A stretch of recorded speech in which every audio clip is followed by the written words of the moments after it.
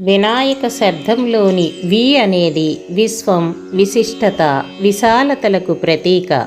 వినాయకుడు నాయకులలో విశిష్టుడు, విశ్వ పూజనీయుడు. శుక్లాంబరధరం విష్ణుం అంటూ గణేశుని విష్ణువుగా భావించి పూజిస్తాము. విష్ణుమూర్తి వలె గణేశుడు వ్యాపన శక్తి కలిగినవాడు.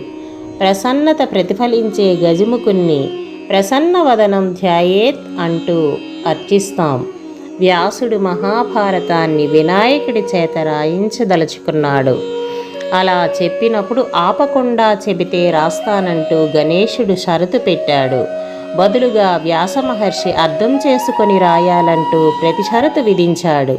ఏదైనా వేగంగా సాగాలి అన్నది గణపతి సందేశం. ఏ విషయాన్నైనా అర్థం చేసుకున్న తరువాతే లిఖించాలన్నది మహర్షి ప్రబోధ.